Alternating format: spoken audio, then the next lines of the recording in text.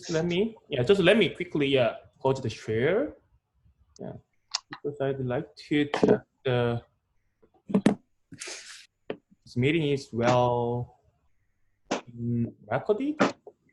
Yeah, it's good. Okay, then just share.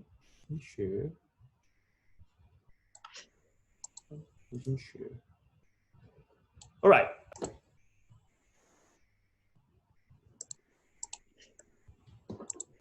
So can you see the slide? Okay, it's good. Yeah. Okay. Yeah. Thank you. Then let's get started. So before going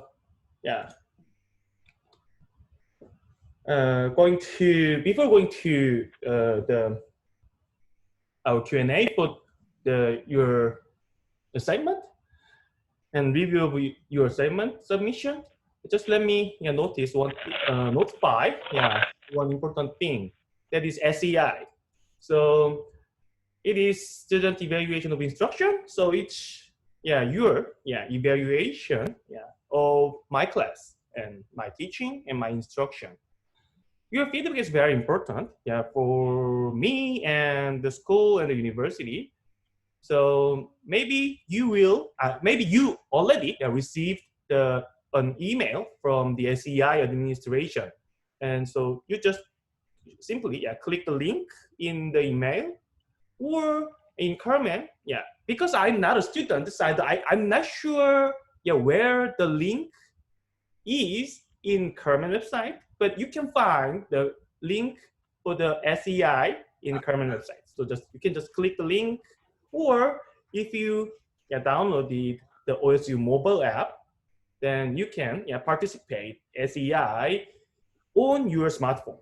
So there are 3 options to participate the SEI, and this is very important. So please participate the SEI. And one more thing is that I don't have any access to the online form. So I don't know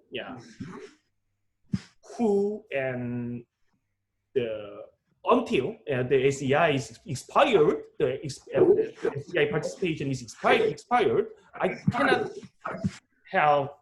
get any sense about your opinion. So all the information you provide is anonymous. So that's the one thing. So you can say anything. So if you want to say, oh, go back to your country, it's fine. But it's not good. So I'm kind of a sensitive person, so don't do that, please. And but I'm just technically, you can say anything, about my course. And one more thing. So usually the participation rate is not that high. So I want to promote your participation. So I will give you 1 extra point. All of you, if all of your SEI participation rate exceeds 90%. This rate is the only one information I can access. Okay, so I can access how many students participated in the SEI. So based on that information, if the rate exceeds 90%, I'm gonna give you all of you 1 extra credit for this course. So that's one thing. And then now let's get started. So this is in the middle of the 5th week, and I evaluated your 3rd week and 4th weeks of assignment submissions. And so today, I'm going to review your submissions and provide some provide my explanation for some important and key stuff in the assignment questions. All right. Sorry. Exercise 5, local demand model. So this is the 5th material, and in this exercise and the lecture, associated with this exercise, you learned about the local demand model and how to interpret the coefficient estimate from the local demand model, and the basic concept of the local demand model and the interpretation of the question is the elasticity concept. So the log independent variables, should be interpreted as a elasticity. So percentage change in the dependent variable, usually the log sales, usually the sales, not log sales, given the 1% change in the independent variable, like the price or the advertising spending or something like that. But in the assignment and in the models, the local demand model sometimes include non-log term, like the dummy variable. Okay, so in that case, to interpret the coefficient estimate of the dummy variables or the other type of the variable, we need to consider them the kind of a rate. So the increase and decrease in the dependent variable by a factor or something. Okay, so the interpretation is quite important because the local demand model is not kind of a linear system. Okay, so it has the log function. So the relationship between the dependent variable and the independent variable, it is not quite simple. Okay, so for the correct usage of the log demand model, we always be careful to interpret the coefficient estimate. And in the exercise, you learned how to draw the demand curve, and then that the graphical illustration of the demand system will be very helpful to understand the shape of the customer's response to price or any other the variables. All right, then let's dive into the exercise questions and assignment. The first assignment here. So in the lab, actually you run the regression and you just consider the price effect only in the lab. Okay. So in assignment 1, this assignment asks you to add one more variable, which is a feature display. So there are two different brands, brand X and brand Y. So two brands. So there are two different the variables about the feature display for X and for Y, and both variables are binary dummy variables, just 0, 1 variable. So if there was a feature display for brand X and the feature X, that variable is equal to 1, and otherwise the variable is equal to 0. And in the same manner, feature Y is working for this. Then now this assignment asks you to analyze the weekly sales data for both brands with the feature display variables. And then, for the first step, this assignment asks you to generate kind of the model-free evidence. So just let's look at our code. So can you see my R Studio? Yep. Okay. And let me open. So many files here. Oh, good. All right. This one is the first assignment code, and then just let me run. I wrote the data. This is the shape of the data. All right, here. So I generated two tables here. Okay. So I just grouped the data, grouped the observations by the class and the yield variable and the feature variable here. Okay.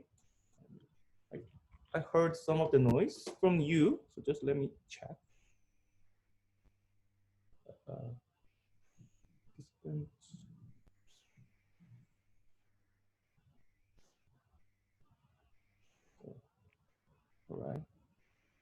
So everybody, oh, so let me just unmute everybody. All right. Okay. So yeah, I just grouped the data, the observations by the class and the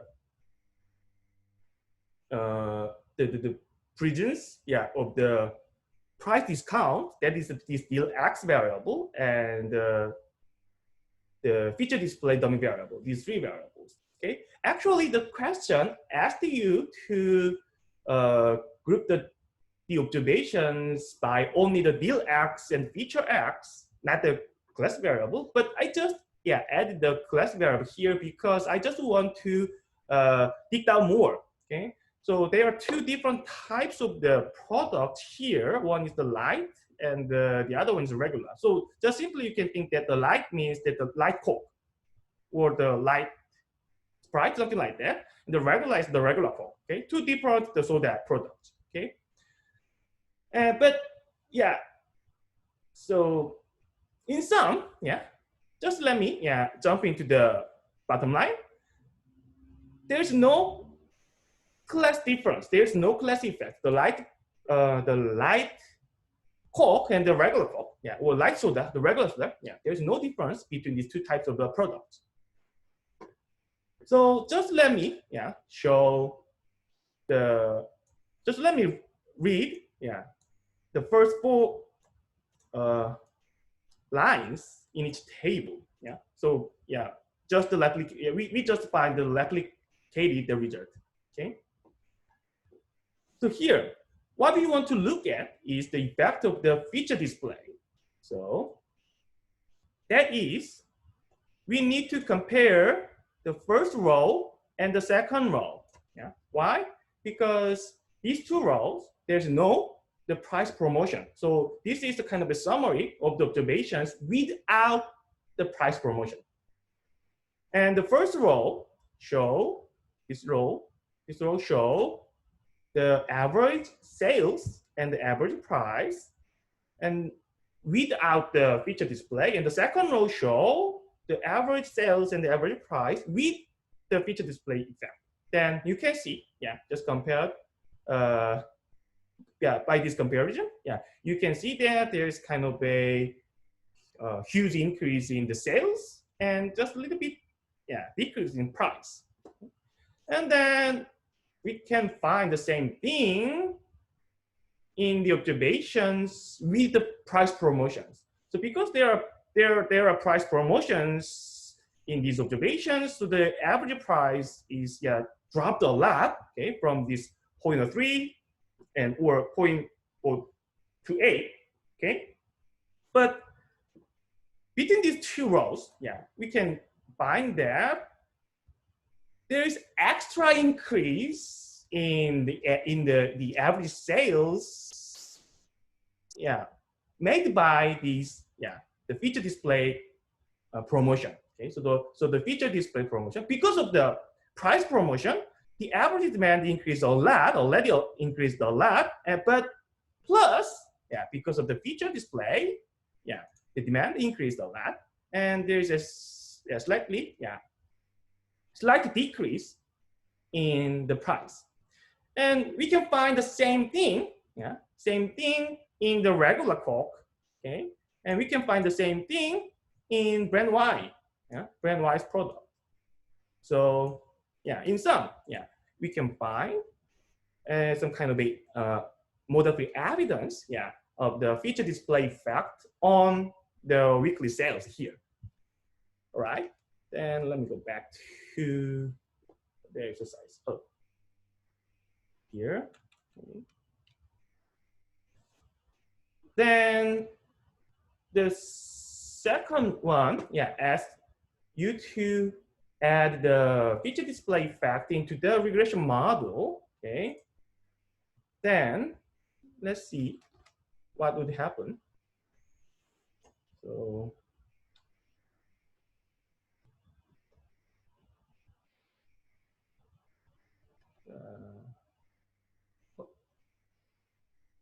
oh, something deleted here. Okay. Ah. Yeah. Let me quickly, yeah, add this, yeah. I don't know why, but yeah, during my preparation of today's in-person meeting, yeah, maybe I just accidentally deleted, yes, some lines in my code. Just let me quickly type it. Yeah. Ooh.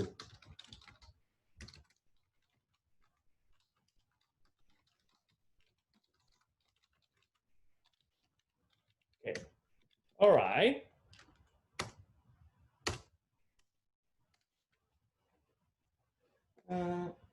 Yeah, the same thing. Here you go.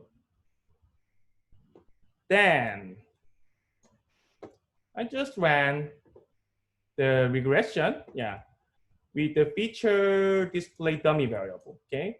So basically, yeah, this is a log demand model. So the dependent variable is the log sales, okay? And the independent variable is log price, and the feature display dummy, okay, for brand X and brand Y. And we have the estimates, standard error, and the p-value, and just adjusted asker here for brand X and brand Y. Okay, this is very straightforward. Then let's interpret this. All right. So this step 3, yeah, asks you to interpret the result. And yeah, the first question, yeah, I already explained this. So in the first question is about the model-free evidence. Here, the second question, the regression, yeah, with the feature variable confirm your finding, yeah, my finding in the contingency table. Okay, so here the regression result, this feature variable seems, not seems, yeah, actually the p-value is very, very small, yeah, less than 0.00002. So it means that it just is 0. So the feature display variable is very significant, okay, statistically significant, okay? And for brand X and brand Y, okay. So yeah, these regression results confirm, yeah, the feature display effect we found in the contingency table. All right. Then the next question, what is the size? Okay, this is the interpretation of the dummy variable in log demand model. All right.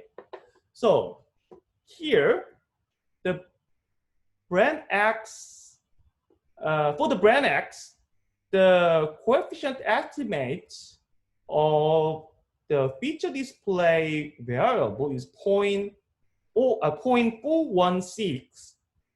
And when we take the EXP for this value, that is 1.52. It means that about 50% increase in sales when there was a feature display promotion in the week. Okay, and why? Okay, some of you in your assignment submission, some of you just misunderstand or the misinterpret this estimate. So most of you just got the correct number of this because that regression is very simple. And so most of you did very well, did really good job. And so you got 0.4 for brand X and 1.6 for brand Y.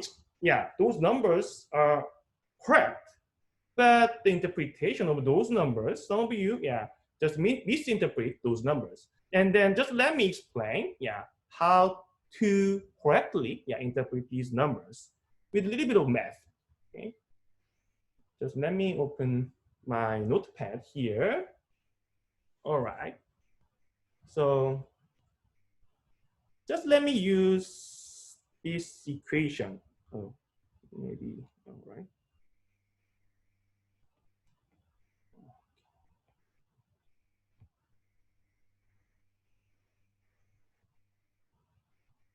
log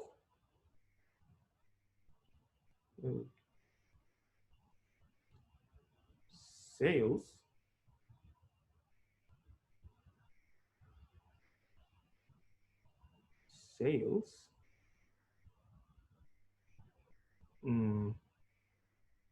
I don't think just handwritings working well here. Just let me use the type here.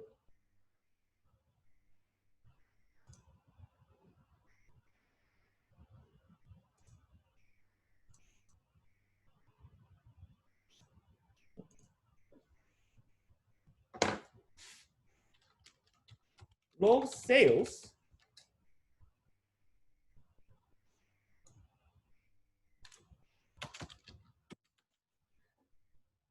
there's something, yeah.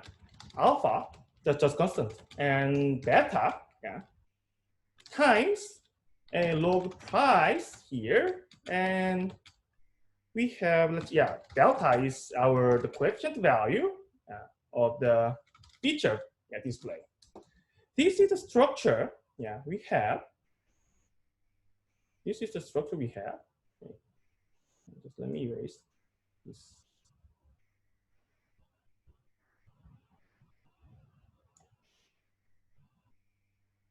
Okay.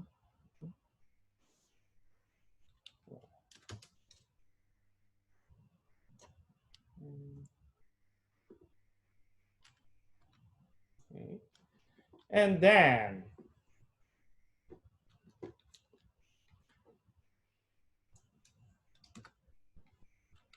we want to we want to measure the effect of the feature display on the sales value, not the log sales value. Okay, so what the heck is log?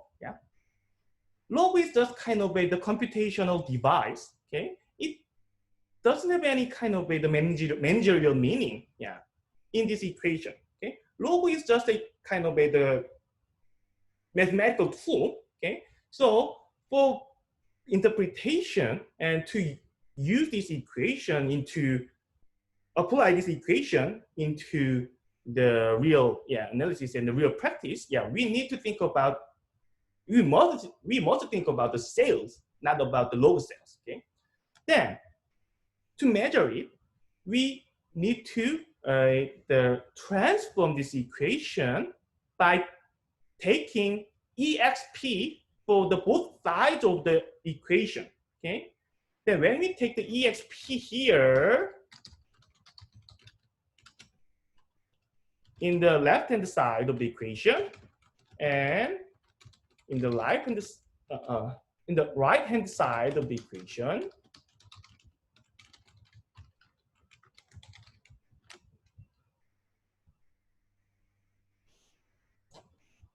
these two equations are identical. Okay, then actually exp function is the inverse function of log. It means that it cancels out the log. Okay, so exp here, exp and log, they are canceled out. Then finally we have the sales is a function of this. The sales is a function of this. And exp has a property. So the input inside the kind of the additive terms inside the exp function can be separated out. It means that this exp of alpha plus beta times log price plus delta times feature, that becomes exp of alpha times exp of beta times log price and times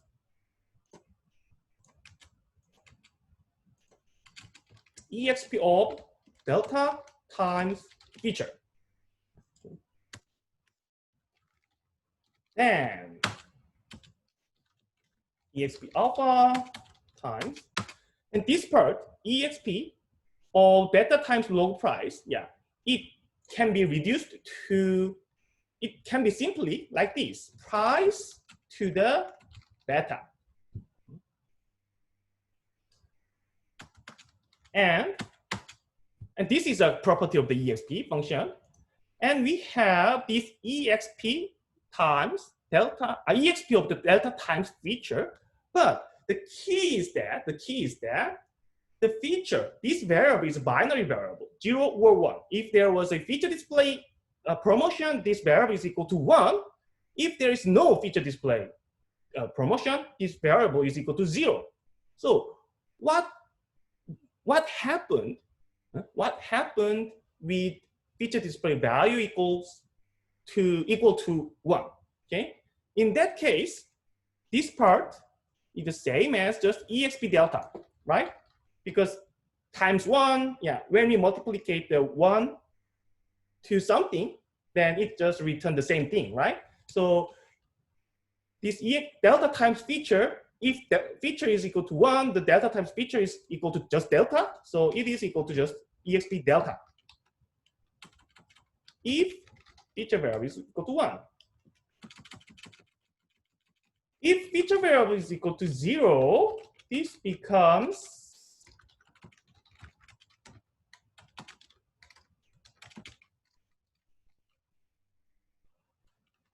exp of 0, because if feature is equal to 0, then the delta times feature is equal to 0, right? Yeah, regardless of the value of delta. Okay? So this becomes exp 0, and exp 0 is always equal to 1. That's the property of exp. Then it means that times 1, multiplication by 1, yeah, we can just cancel out. Yeah, we can just cancel out this. This is just make a kind of an identity, right? So we can just delete it. Yeah. For simplicity. Okay. So if feature variable is equal to 0, then there's no kind of a effect of the feature display in the equation like this. The difference is exp delta between these two cases. Okay, if feature is equal to 1, then the sales is multiplied by exp delta. It means that the sales increases by a factor of exp delta when there was a feature display promotion. Okay, so here for brand X, what is the question value? Yeah, for brand X, the delta is 0.416, and exp delta is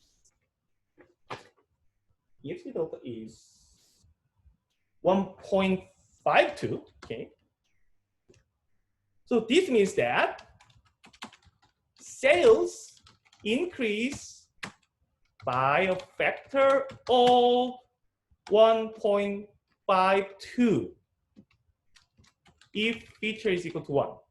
Okay. And this is the same as sales increase by 52% if there was a feature display promotion. So this is kind of the basic, the mathematical derivation, to correctly interpret the effect of the domain variables in the log demand model. Okay, so in the same manner, you can interpret the effect of the feature display domain variable on the sales for brand Y. Okay, then in that case, the effect is about 412% increase in sales. That's really huge, increase. All right, then this is the the interpretation, and maybe this is the last question of this assignment. Right. Okay. So then next, this question asks you to compare the price coefficient between the Bayesian model and the new model with the feature display promotion. Okay? And I just copy and paste it. Yeah. So in the Bayesian model, it means that there is no feature display effect in the regression equation. Then the brand X, the price coefficient, log price coefficient is about negative 6.8, and brand Y, that is negative 6.5. Okay, but when we add the feature display promotion, then the brand X, the price coefficient, so this is a negative, so increase by 1, about 1. And brand Y, the coefficient increased a lot, about more than 2.6 or 7, something like that. Okay, so still, all of the numbers are smaller than, less than -1. So it means that, regardless of any of the model selection, the result concludes that all of the brands are price elastic. All of the brands and the demand of all of the brands are price elastic, but the size of the elasticity, changed, and the inclusion of the feature display promotion affected that size of the price elasticity, especially for the brand Y. Okay, so then let's look at the demand curve. The demand curve provides much clearer understanding about the result. So here, and I already uploaded my R code file. I already attached my R code file to my comment on your the submission, so you can access those files in Canvas at the comment website. So this is the demand curve, and I placed all of the cases, all of the 4 cases here. So the solid curves indicate that in the model there is no feature display effect, and the dashed line, the dashed curve, they are associated with the models with the feature display promotion variable. Okay, so and the blue curves are about the brand X, and red curves are stands for the brand Y. Okay, and let's look at the blue curves first. So just inclusion of the feature display variable. Oh, I'm sorry. Yeah. Not about the model. Okay. So so all of the demand curves are coming from just a model with the feature display dummy variable, and I just plotted the demand curve here just for each case. If there is feature display or there isn't feature display. Okay. So the solid curves are to show the demand curve when there was no feature display, and the dashed curves show the demand curve when there was some feature display promotion in the week. Okay?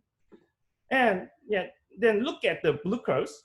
Then compared to the without feature display demand curve, when there was a feature display, then the demand curve shifted up like a certain amount of the sales. Okay, but brand Y, the feature display shifted up the demand curve a lot. Okay, so when we just omit, this huge effect of the feature display, then the other variables coefficient which are correlated with the feature display effect may be biased. So we can find the omitted variable bias here as well. So I didn't ask about the omitted variable bias here because in this week and when you did this assignment, yeah, we didn't talk about the omitted variable bias, but yeah, this is another example of the omitted variable bias. Okay? Then yeah, so in sum, yeah, we can find some change or some influence of the inclusion of the feature display dummy variable on the price coefficient and the elasticity values. Okay? That is the assignment 1, right? That is assignment 1 of the one of the this exercise. Then let's move on to the next. All right, assignment 2. Here, in this assignment, we add another effect, that is the competition effect. Okay, so let's think about the situation. If there are two different brands, brand X and brand Y, and both are just for simplicity, just suppose that brand X is Coca-Cola and brand Y is Pepsi. Okay, so we have Coca-Cola and Pepsi.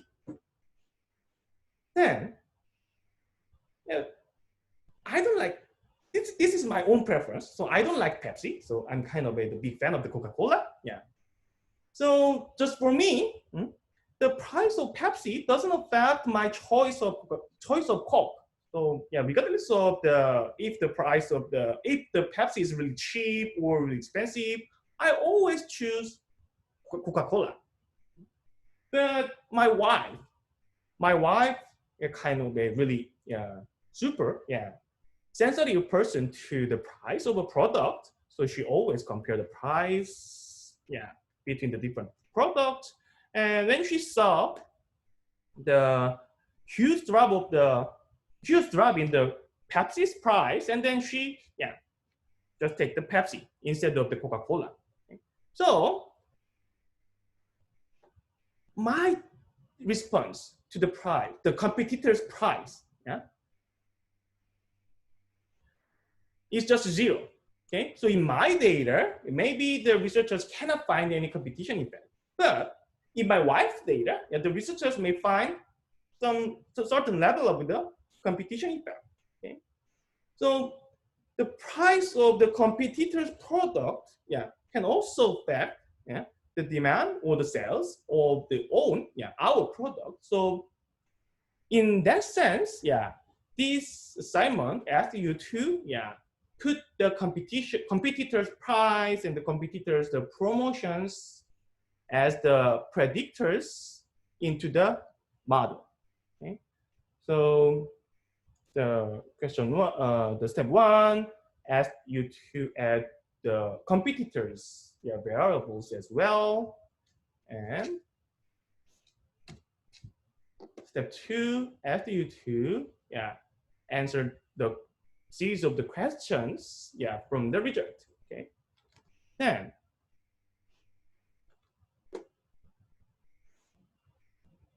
all right, this is the regression model with the competitor effect. So the same thing, but I just added the price of Y in the brand X model and the feature display of Y in the brand X model. Okay, I just added these two variables plus the own price and the own feature display effect. For brand Y, I did the same thing. Okay, so the first two variables are own price and own feature display effect, and the next two variables, are the competitor's price and the competitor's feature display effect. Okay, then I just run. Oh.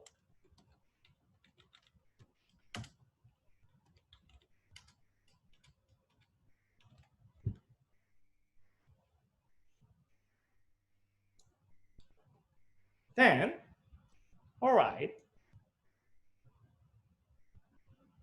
actually, yeah, once I got this result, and then I have a very high level of I'm very confident that the brand X is Coca-Cola and brand Y is Pepsi, because yeah, there's kind of a asymmetry, competitive effect.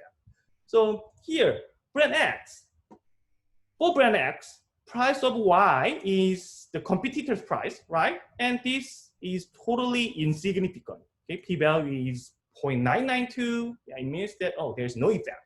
Okay, and feature display Y, its p-value is also 0.4. It's very high. So yeah, we can conclude that the feature display of the competitor products, it doesn't affect the brand X, the demand, brand X sales. Okay, so there is no competitor effect on the brand X demand or sales. But brand Y, it is affected by brand X price. Of course, the p-value is not super small, 0.02, but yeah, at the 95% confidence level, we can conclude that this value is significant. Okay, so this value is 0.6 and positive. It means that when the brand X's price increases, then the demand for brand Y increases. It means that the competitor price becomes expensive. Then so lots of people, who purchase the brand X, switch their Coke choice, from X to Y. So this positive, the coefficient makes sense, totally makes sense. That's the competitor effect, right? And it's significant. So, this is Pepsi, okay? And brand X is Coca-Cola, or maybe the loyalty, brand loyalty, to Pepsi, it's usually, smaller than the loyalty to the Coca-Cola. So I think, this, in general, this effect makes sense, and I have very strong conjecture. Brand X is Coca-Cola and brand Y is Pepsi. Okay. So anyway,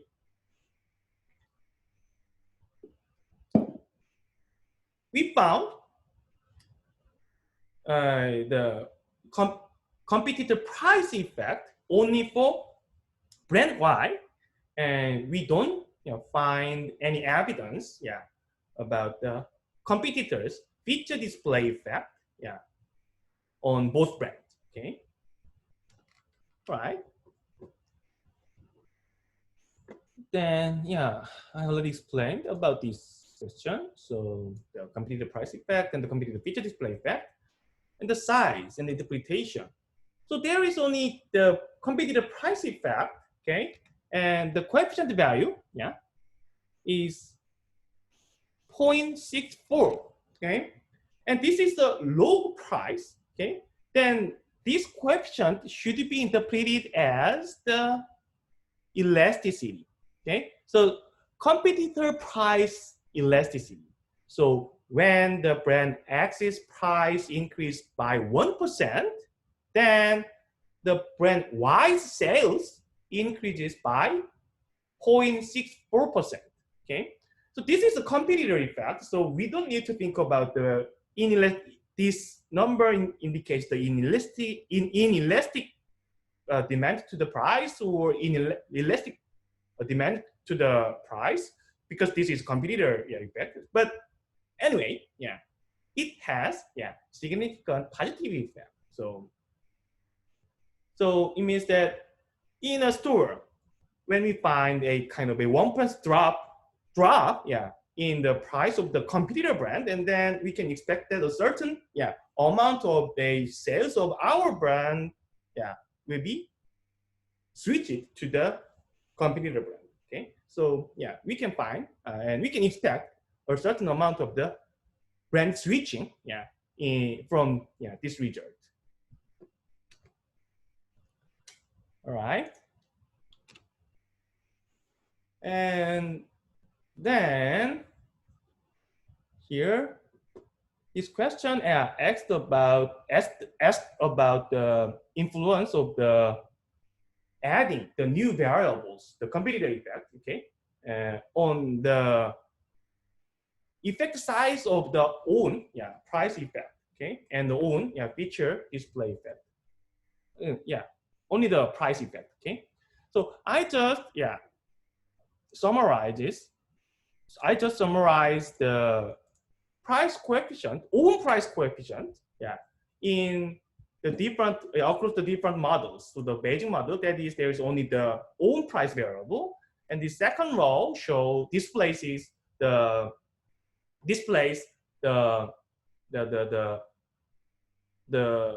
price coefficient estimate in the model with only with the own feature display promotion, and this is coming from our last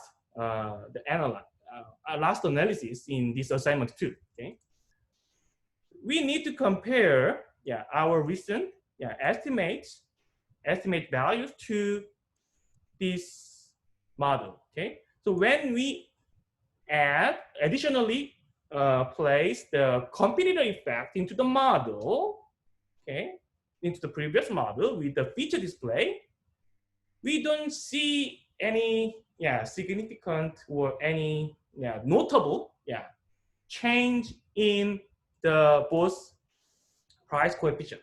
Okay, so it means that the competitor effect, when we just dropped the competitor effect, we can just miss the brand switching effect, but it does not affect it does not change our interpretation about the own price effect, because we don't see any the change in the coefficient value.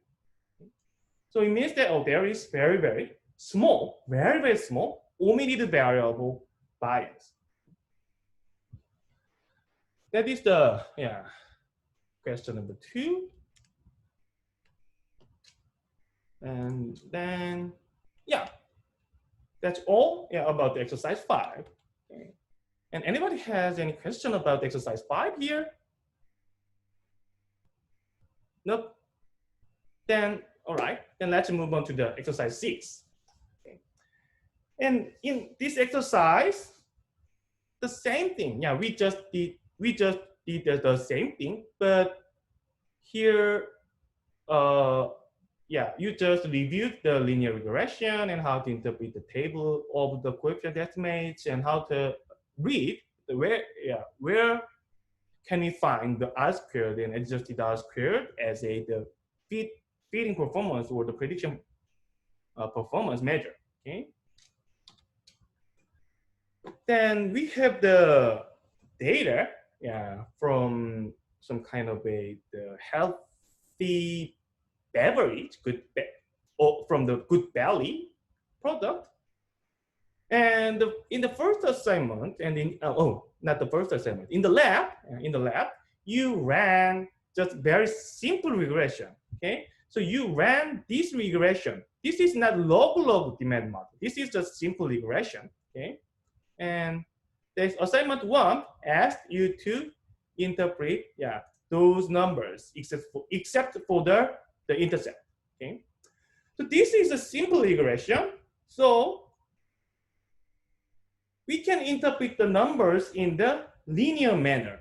It means that, so for example, the price, this minus 28.6 means that when we increase the price by $1, then we can expect the decrease in sales by 28.6 units on average. Okay. And here we have additional variables about the 3 different promotional activities. One is the in-person, the representative sales promotion. That is this REP dummy variable, and cap. This is another dummy variable to indicate if there is the cap, the display promotion, okay, in the grocery stores. And there are 3 variables of the demonstration activities. So this demo is the coincident effect, captures the coincident effect of the promotion And the other two variables are about the kind of the lagged variable here. Okay, so yeah, I already generate the lagged variable for your convenience here. Actually, not I, the case writer, yeah, just developed these two variables for the reader's the convenience. But anyway, these three variables captures the effect of the actual demonstration of the products at the store. And all of these values, yeah, can be interpreted in the linear manner. So if REP becomes 1, then it means that if there was a representative sales promotion, then sales, yeah, increased by about 77 units. Okay?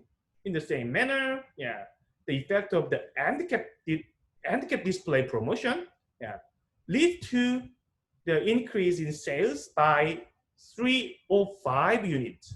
Okay? And in some, the demonstration, kind of the in-person demonstration, yeah, over the 5 weeks plus the week where the promotion was, it means that we need to, yeah, add all of these three values, and then it's about 250 something, right? So the effect of the demonstration promotion, that is about the 250 units increase in sales. Okay? So this is simple linear regression, not the log demand model. So interpretation is very, very straightforward. Okay, I just asked this question just for review about the linear regression, and all of those values are statistically significant. Okay, it means that all of those promotional activities are effective in this data. Okay, and assignment 2, maybe the residual plot of the regression results. Maybe we could miss something, in the in analysis, because we do not consider the difference between the different regions. Okay, so the data are coming from the lots of the different places. Some grocery store in Florida, some grocery store in the North Carolina, Ohio, in Colorado. So yeah, lots of the places in the United States. So maybe there could some difference between the different region, okay, different state. Okay, so assignment 2, after you consider the effect of the regions, the different regions. Okay, then as factor function allows us to incorporate this kind of the categorical difference. Okay, then I just summarized the coefficient values of the main variables. Okay, the price and the 3 promotional activity variables. And the first column, this column, shows the coefficient in the model without the region variable. And this last column displays the coefficient value in the model with the region variable. And then as you can see, the price coefficient, the difference is about 4.5, something like that. It's not that huge when you consider the size of the price coefficient itself, right? Maybe about 10% or 20%, something like that. Yeah. And the handicap, much smaller. Okay, so only 2 units or 3 units difference, right? When you compare these two numbers, and when you compare these two numbers, these two numbers, we don't find any notable difference in the coefficient value, estimated coefficient values between these two different models, but we found huge difference in the the sales representative the promotion. Okay, so when we add the reason variable, this effect, the size of this effect, decreases by about half, right? The 50%. Okay, maybe, there's some kind of way the effect of the characteristics or the characteristics of the customers between the different states. So the states in Florida, I'm sorry, the customers in Florida may be quite different from the customers in Maine, the customers in Alaska, customers in California. So, and this and cap and demo, that is just kind of the store display effect, but the representative person, that is kind of the face-to-face effect. So maybe this, I'm not sure, but we can make a conjecture from the result. Okay, so that may possibly affect this effect of the representative person. Okay. And assignment 3. This assignment asks you to replace the local demand model for the simple regression model. Okay, so it means that when we use the local demand model instead of the regression, then we can find any difference or any other kind of the conclusion about the effect of the promotion activities. In some, but in the result, we don't find any significant difference from the result of the simple regression model. Okay, so all of the coefficients are here significant, and the values, the scale of the values change it, because now we have the log values, not the original level of the values, right? So because of the log transformation, the coefficient values could be changed. And one more thing here, the price coefficient is negative and greater than -1. Okay, so in absolute value, it is smaller than 1, right? It means that regardless of if we have the region variables in the model or not, okay, the log price coefficient is about -0.5. It means that the product is definitely price inelastic. So let's think about what is this product. Okay, the product is a healthy food, kind of a healthy drink. Okay, so for the healthy drink, it is very natural that the customers are not that sensitive to the price. If I need kind of a healthy food or healthy drink, I need to buy it. If although its price is expensive or not. Okay, so it totally makes sense. Okay, with the consideration of the feature of this product. Okay, and still, we can find the same thing. Okay, all of the promotional activities are revealed as a effective promotional activity. Okay, and we found the same thing. One more things as well. So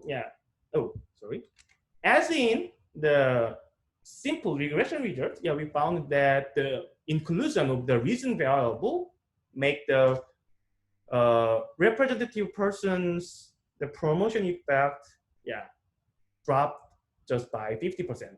Okay, so we find the same phenomena. Okay, so we conclude the same thing, but the local demand model provides one more thing. The product, this product is inelastic or elastic to the price change. Okay, that is exercise 6. All right, and do you have any questions about the exercise 6? No? No? All right, and then I just explained these 2 exercises. So just have a quick break, yeah, and then resume this Q&A session. So I will be back to 35. Okay, now it's 2:33, so I will be back to 35, and then I will continue the exercise 7 and exercise 8. Okay.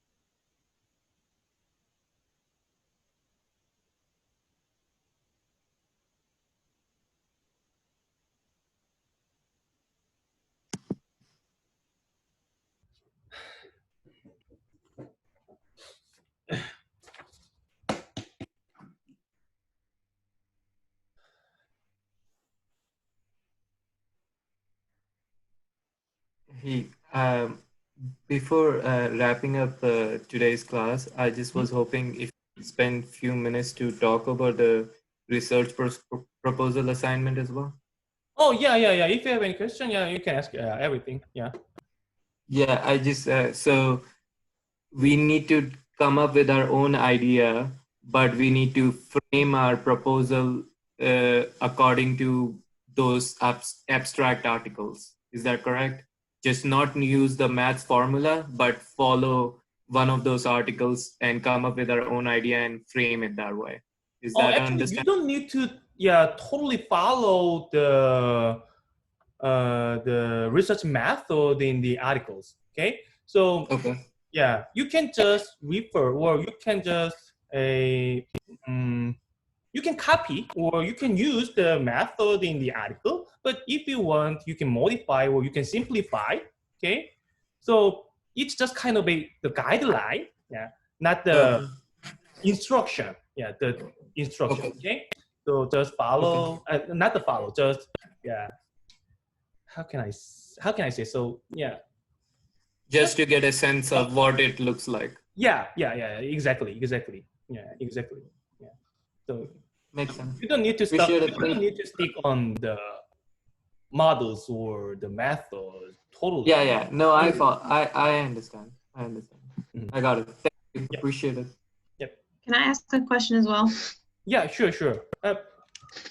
I just sent you an email, but I was working through yesterday the lab for this week, and I can't get the function to find the Sunday to run. It keeps giving me an error.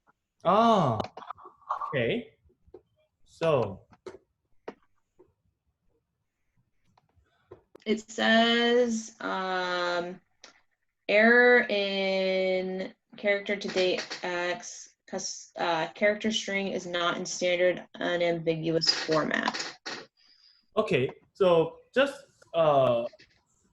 let me ask a clarification. So just let me clarify. So which assignment?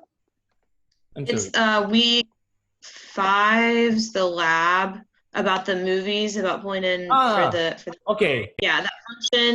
I sent you an email. If you just want to look at the email, that might be easier, but I just wanted to Yeah. ask. I don't know if other people were having that problem, or if it was just me. Okay. And yeah, just for clarification. So yeah. So email would be better. Yeah. Okay, yeah, I sent you an email. Yeah. Okay. Right. So but just clarification. So you were asking about the About that right there, which right? yeah, variable. it keeps giving. For which one? Sunday variable. Yes, for that Sunday variable. Yeah. It that function gives me it won't run. It just gives me an error at the end. Okay. So please email me. Yeah, with the error message. Okay, and then it would be very helpful to help you. Okay. Okay. Thank you. Okay. Then yeah, let's continue. Okay. Now it's not week. Yeah, we don't have week 7. Okay, exercise 7. And here, yeah, I like this topic, the fixed effect and seasonality. And actually, so in marketing and as a academic researcher, yeah, I just did lots of the real analysis with the real data, and then the key factor to improve the feeding performance or the explanation power is the fixed effect. Okay? Because yeah, different people show the preference, and the different stores show the different sales level.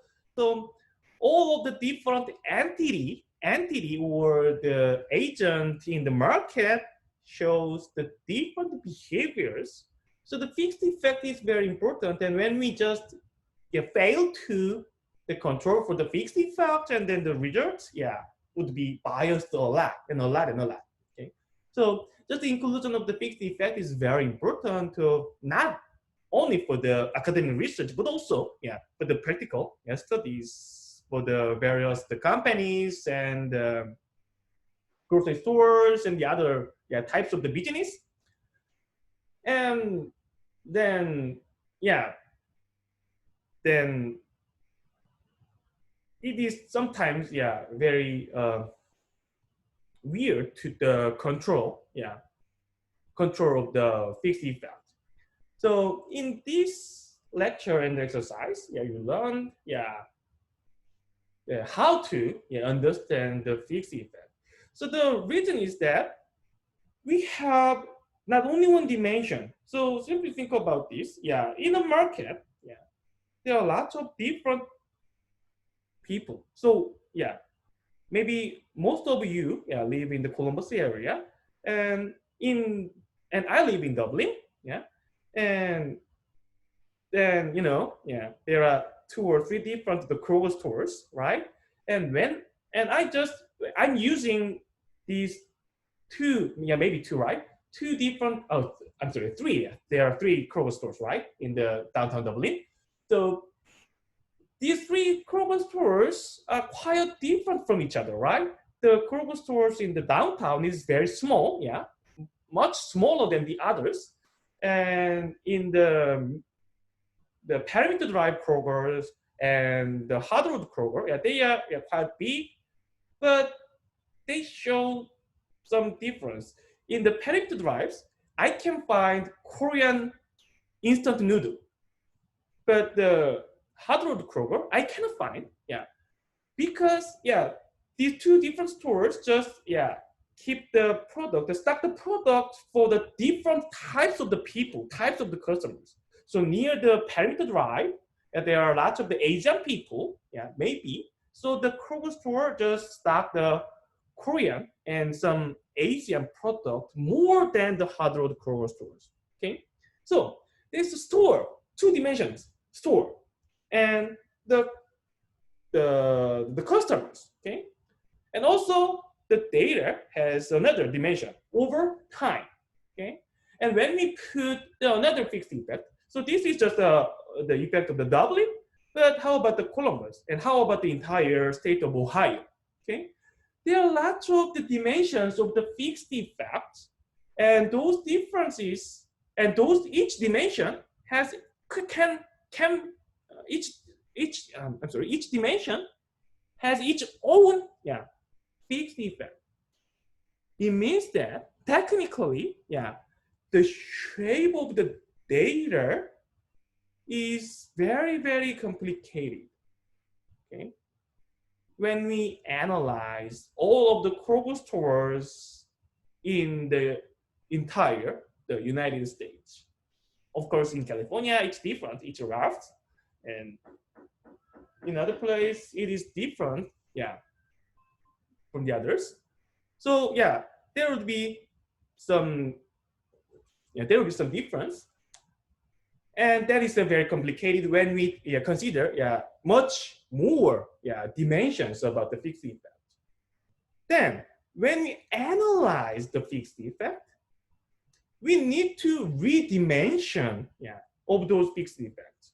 So the customers and the different stores, all of these different dimensions should be redimensioned into kind of a one-dimensional space in the data, like the Excel sheet. And dummy variables allows for this redimensioning. So that is very important to understand. So the dummy variable, it looks like very simple device, okay, 0 or 1, and 0 or 1, and 0 or 1. But that variable allows us to do so many things about the fixed effect.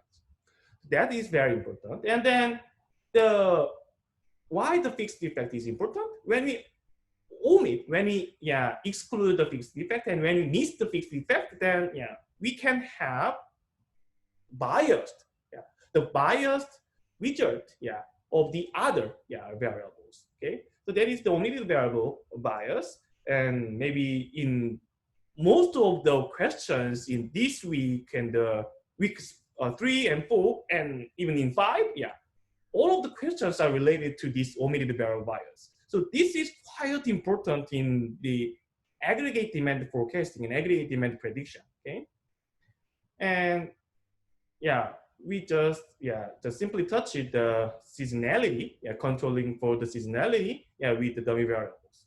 That's what we learned in the lecture 7 and the exercise 7. Then let's move on to the assignment. And in this assignment, we, in this exercise, not only the assignment 1, in this exercise, we analyze the data about the beer demand. Okay, so this is kind of the aggregate demand, and aggregated demand for over all the beer brands. Okay, So yeah, it might be some of you have never purchased the Budweiser or have never purchased some of the brands. So we have usually we have very strong preference of the beer brand. So this aggregate demand may not reflect all of the customers' preferences well, but just for practice, I just aggregated the sales of all of the beer brand for each store, okay? Right?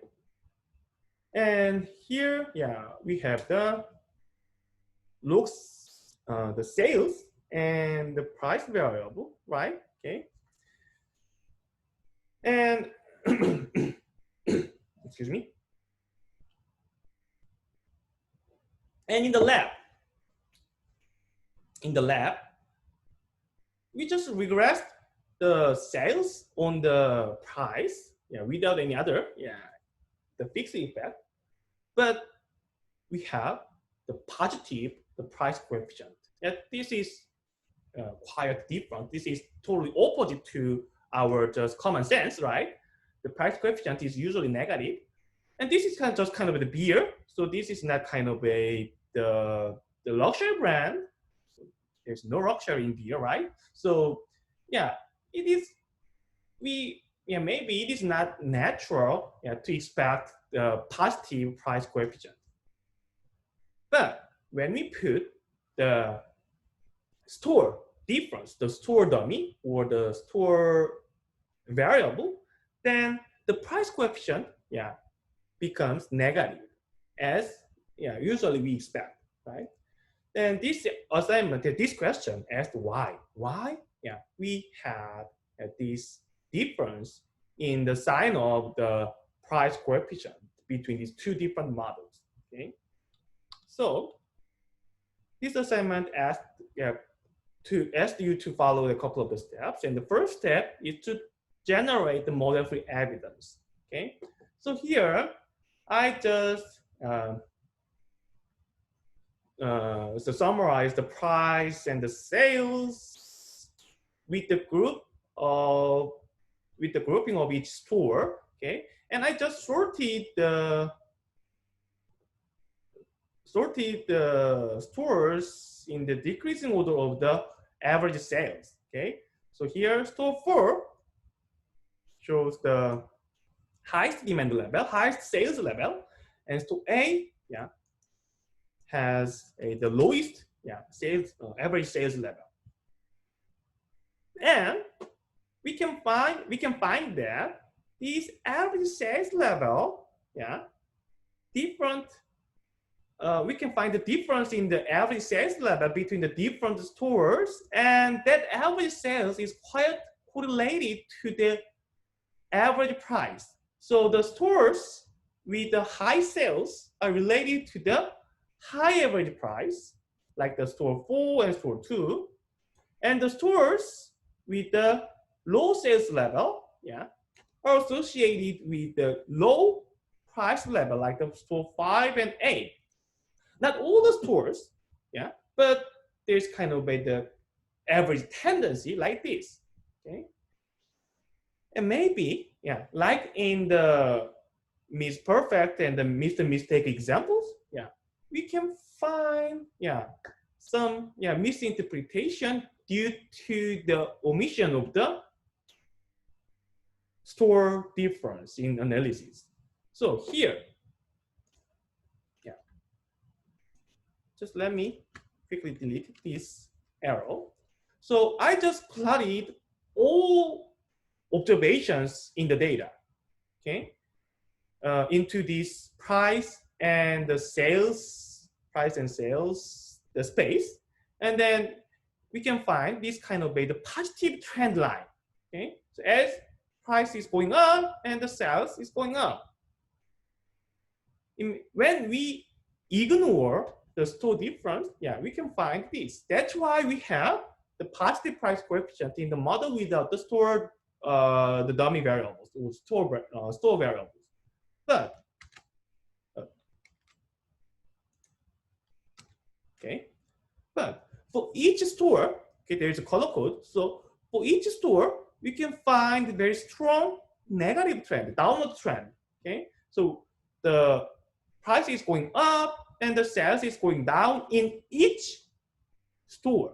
Okay, so that is kind of the very strong, model-free evidence, implying that the omitting the store difference, may make us misinterpret the data, misread the data. Okay, that is the model-free evidence. And then, so just keep this model-free evidence in our mind, and then we need to run the new regression with this store dummy. Then we have the negative sign of the price coefficient. And next, let's think about another kind of a fixed effect. That is the seasonality. Okay, so this time, we need to consider about the each week's fixed effect. Okay, so we have in the data week of year variable. That is kind of the number from 1 to 52 or 53. So usually, 1 year has 52 weeks, right? But sometimes we have an extra week, right, in some year. So the week of year variable has these 53 levels, okay? And some of you just put this variable as it is into the regression, but this is also another kind of the fixed effect, okay? So when you put the week over year as it is in the regression, it means that you just capture some kind of the linear trend, just increasing trend within a year, okay? So when you put this week over year variable as it is, then the first week the value is equal to 1, and the last week of the year, the value is equal to 52. Okay, and then it is linearly increased, each week by week. So when you put this variable as it is, it means that you just assume that there is kind of the linear increase trend or the linear decrease trend in term, depending on the sign of the coefficient. But what we want to do is that not this kind of a trend, just linear trend, just increasing trend or decreasing trend. So the weekly effect could be maximized in the summer or in the 4th of July week or in a Christmas or in a the Thanksgiving season, right? We don't know in which week we have the maximized weekly effect, right? So to capture all possibility of the week seasonality, we need to make this variable as kind of a categorical variable, and then we need to put all possible dummy variables of the 52 weeks. Okay? So to do that, we need to use the just as factor function of this week of year, like in the code. So here, PSS SM2. So let me run the code. And this is my regression. Okay. So here,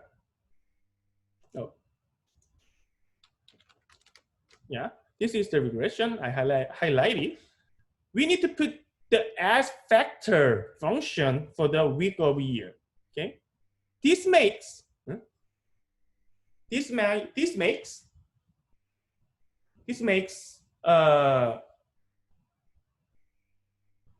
separate the dummy variables for each week. Then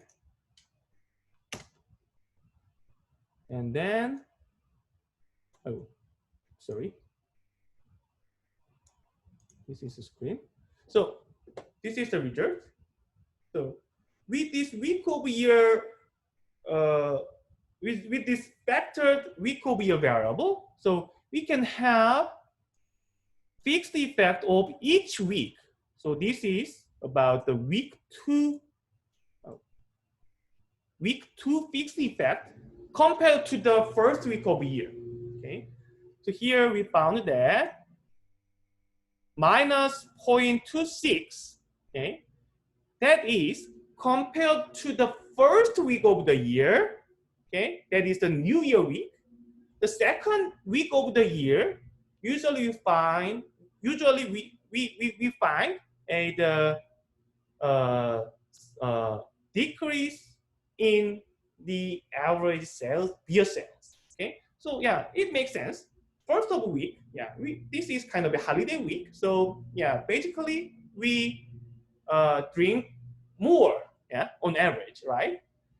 So week 2, yeah, definitely there would be some, yeah, decrease in the average demand, the average sales of beer. And here, week 22, okay, and 23, 24, 25. These week, yeah. So maybe, yeah, week 22, 20 something, that is those weeks are in June, July, and August, okay? So those weeks are the summer season, okay? And in summer, those coefficients are positive. It means that, oh, the average demand or the average sales of beer in those weeks are much higher than the sales level in the first week, okay? And it makes sense. It's beer, right? So usually people drink more in summer than in winter, okay? So it makes sense. So without kind of the factorization of the week of year variable, when you just put the week of year variable as it is into the model, you would have the biased result. Okay, so that's the one of the key point for this assignment. Okay. All right, then this assignment asked you to compute the mean deviated price. Okay, the reason is that there's two different types of the fixed effect. Of course, there's a seasonality, and also there is a store fixed effect, right? So to draw the model-free evidence, yeah, we need to rule out the effect of the store. To do that, we need to use the price. Need not to use the price itself. We need to cancel out the effect of the store in the price variable, the price values. That is the mean deviation, okay? So, of course, yeah, in each store, the price level,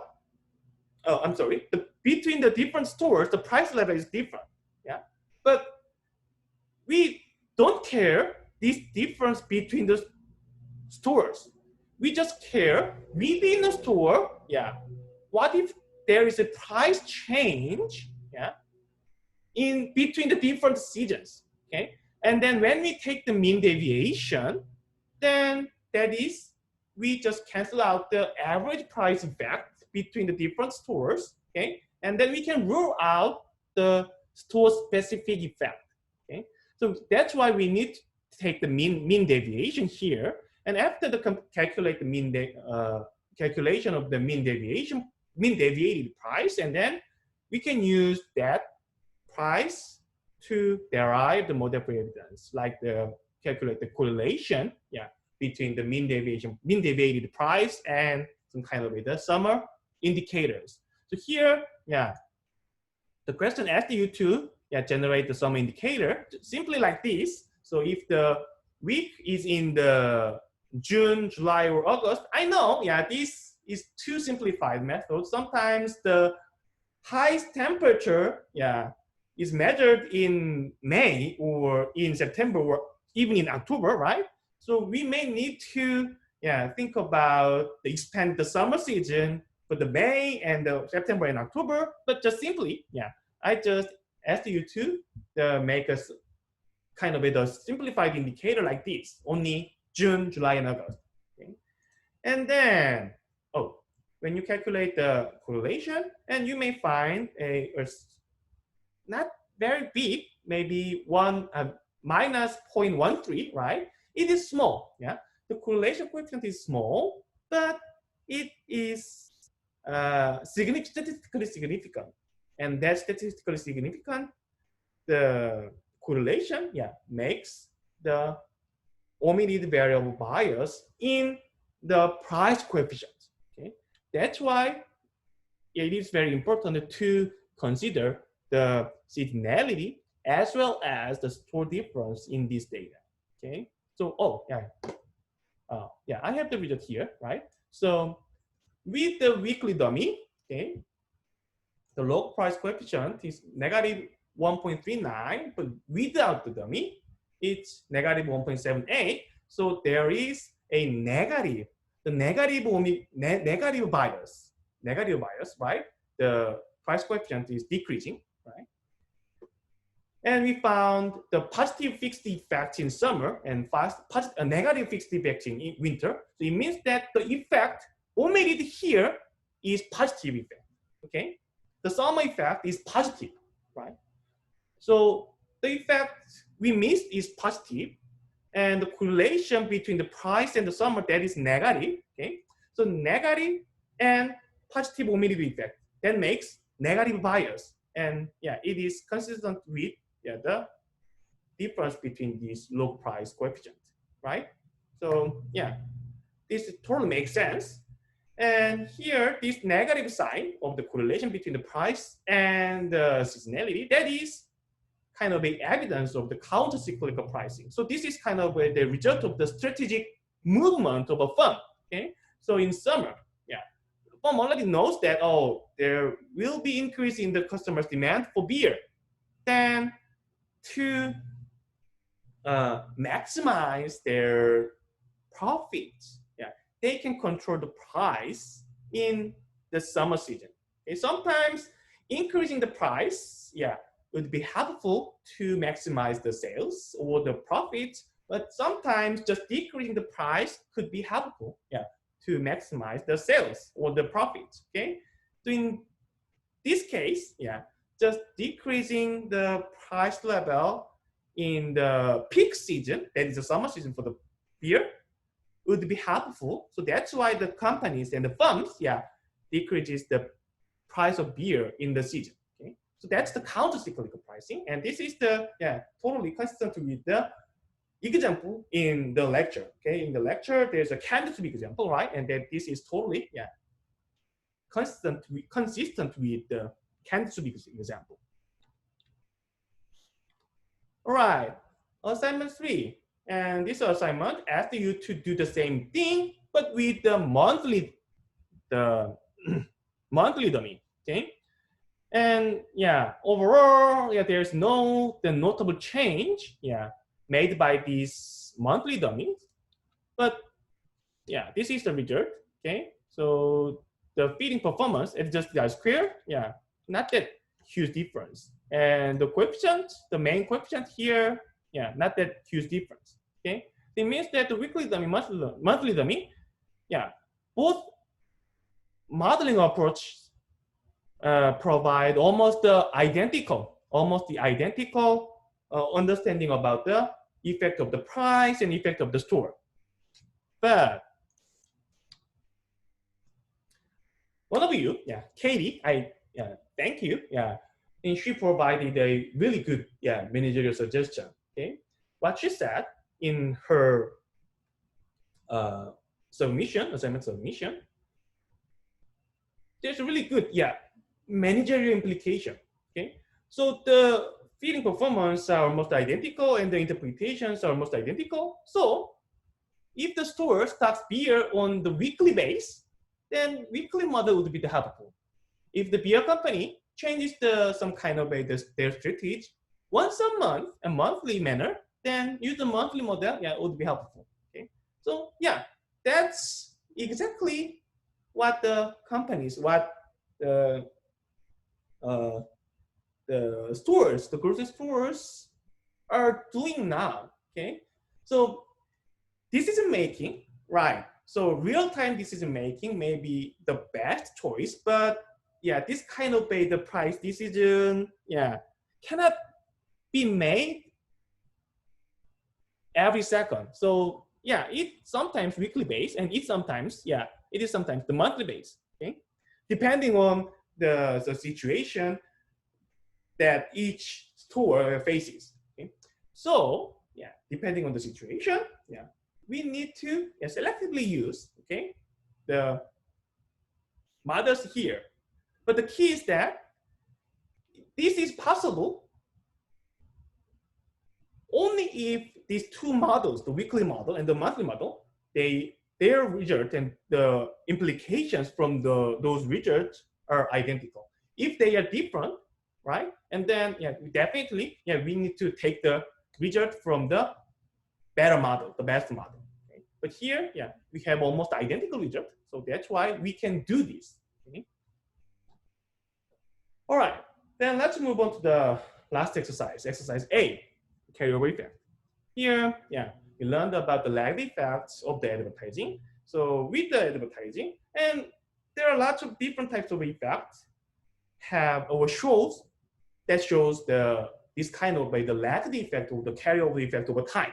Okay, so this exercise about this kind of the carryover effect, and the data we already visited this data in the exercise maybe 4, right? And then we revisited the data, and here, yeah, we have the full set of the data. Okay, and just let me quickly, just quickly wrap up the exercise 8, because yeah, there are only 2 assignments maybe right here, and both assignments, yeah, are asking about some, the same topic. Okay, so in the first assignment, it's all about the difference, between the models with the lagged variable and without the lagged variable. Okay, so the first column, I just summarized the main, the coefficient of the main effect and main variables with the without the lagged variable. Okay, so there are only 2 variables: own advertising spending and the competitors' advertising spending. And yeah, as in our expectation, when we increase our product advertising spend, and then we usually expect that the high level of the response to the customers, positive response to this increase in the advertising. So we have the positive, and for the competitor, that is the competing effect. So we usually expect the negative sign here. Okay, so as expected, we have the coefficient like this. But when we add the lagged variable, okay, the coefficient, size, the coefficient decreases. Okay, so it means that there is a high level of the correlation between the coincident variable and the lagged variable, and this high level of the correlation, when we omit the lagged variables, the lagged effect, the own effect, may try to explain, the lagged effect instead. That's why we have this high level of the own, the advertising coefficient here. And this is another example of the omitted variable bias. Okay, and without the lagged variable, the size of the advertising spending is about 0.0004. With the lagged variable, we need to consider the summation of all of those values, and definitely it is greater than 0.0004, right? So in the sense of the accumulated the effect of the advertisement or the advertising spending, there is a bias. Okay, so that's why. So it means it implies the importance of just consideration of all possible lagged variables in analysis, right? And we can find the same thing for the competitor variables. And in assignment 2, this is totally the same, but we just considered one more thing. just dependent variables lag the variable. Okay, so here the dependent variable is not the sales actually. Yeah, this is the kind of the weekly survey result about the quality perception of the brand. Okay, so it means that the dependent variable is perception. And let's think about your own perception and my own perception and our perception. Once we perceive something, and then it is very and our perception, yeah, usually does not change, yeah, much over the week or over the months. Yeah, sometimes there should be some kind of an event that makes my perception change, right? So without that kind of a specific event, usually once my perception, yeah, was made in my mind, and then I just try to keep that perception over time. So the perception has very, very high level of the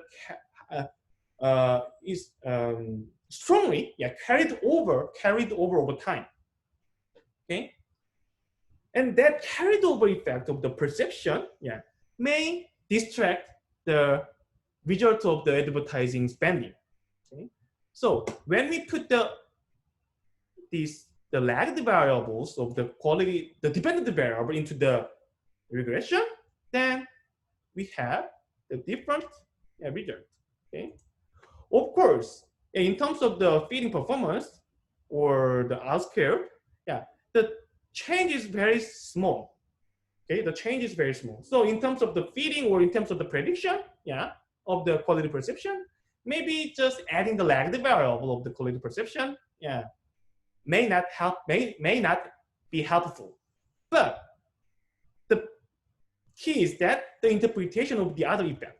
Okay, the effect size changes a lot here. Okay? So that's why we need to consider all possible lagged effects of not only the independent variable but also the dependent variables as well, because there could be some certain level of the carryover effect in the dependent variable itself. Okay. All right. Maybe this is my last slide. That's all I have in this review of the assignment. And you have any question about the assignment and the exercise? Do you have any question? Not really? Okay. And and if you have any question, just don't hesitate to email me. I will kindly answer all of your questions. I try to answer all of your questions. All right, and maybe this is the 5th week, right? So we have only 2 weeks, about 1.5 weeks, right? And then have a wonderful weekend. And see. Oh, maybe this is the last in-person meeting. Okay. So have a wonderful weekend and have a wonderful summer. And stay safe and stay healthy. Okay. And see you. And when you have a chance. Later. Okay. Bye bye. Thank you. All right, Thanks, thank Professor. you. Thanks. Thank you very much. Bye.